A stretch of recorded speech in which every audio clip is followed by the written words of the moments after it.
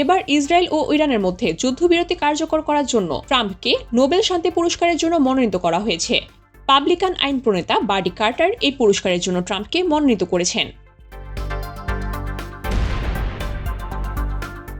মঙ্গলবার 24 জুন এক প্রতিবেদনে এ তথ্য জানায় যুক্তরাজ্য ভিত্তিক সংবাদ মাধ্যম পলিটিক্স। এই বিষয়ে বার্ডি কার্টার নোবেল শান্তি পুরস্কার কমিটিকে একটি চিঠি লিখেছেন। তিনি ঘোষণা করেছেন যে ইসরায়েল ও ইরানের মধ্যে সশস্ত্র সংঘাতের অবসান ঘটাতে এবং বিশ্বের সবচেয়ে বিধ্বংসী পরমাণু অর্জন থেকে বিরত রাখতে ট্রাম্পের অসাধারণ ও ঐতিহাসিক ভূমিকা রয়েছে।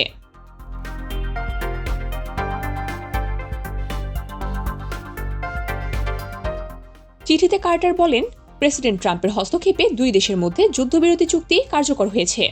ইরান ও ইসরায়েলের মধ্যে এই যুদ্ধবিরতি চুক্তি কার্যকর করতে ট্রাম্পের ভূমিকা ছিল অত্যন্ত গুরুত্বপূর্ণ। যা অনেকেই অসম্ভব বলে মনে করেছিল তাই করে দেখিয়েছে ডোনাল্ড ট্রাম্প।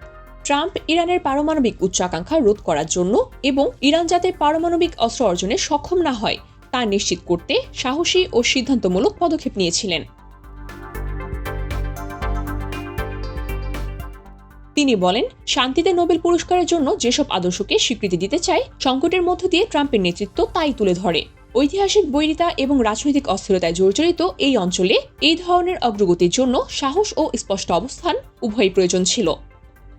ট্রাম্প উভয়ই প্রদর্শন করেছেন এবং বিশ্বকে আশার এক বিরল ঝলক দেখিয়েছেন। একথা উল্লেখ করে কার্টার বলেন, এ কারণে আমি সম্মানের সঙ্গে মার্কিন যুক্তরাষ্ট্রের 47তম প্রেসিডেন্ট ডোনাল্ড জে ট্রাম্পকে নোবেল শান্তি পুরস্কারের জন্য বিবেচনা করার জন্য এই মনোনয়ন জমা দিচ্ছি।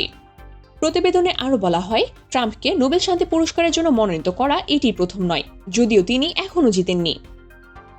এর আগে ক্যালিফোর্নিয়ার রিপাবলিকান ড্যারেল ইসা চলতি বছরের শুরুতে ট্রাম্পকে পুরস্কারের জন্য মনোনীত করেছিলেন।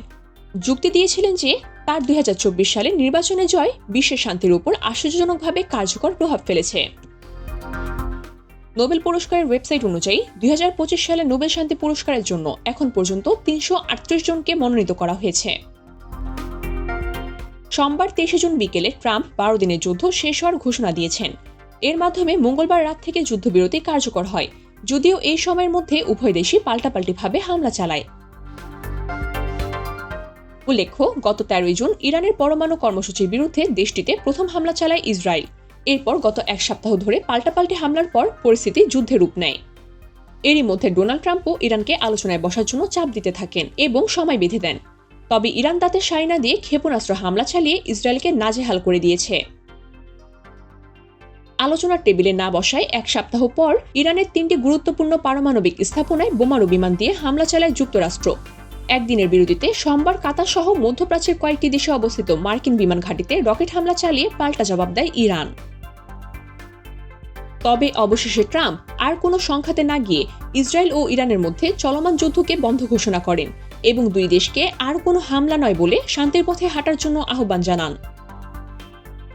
এর আগে প্রেসিডেন্ট ডোনাল্ড ট্রাম্পকে 2026 সালে শান্তিতে নোবেল পুরস্কার দেওয়ার সুপারিশ করার জন্য সিদ্ধান্ত নিয়েছিল পাকিস্তানও। ভারত ও পাকিস্তানের মধ্যে সাম্প্রতিক সংকটে কূটনৈতিক হস্তক্ষেপের মাধ্যমে কার্যকর ও গুরুত্বপূর্ণ নেতৃত্ব দেওয়ার স্বীকৃতি হিসাবে ট্রাম্পের জন্য এই আনুষ্ঠানিক সুপারিশ করার সিদ্ধান্ত নেয় পাকিস্তান সরকার।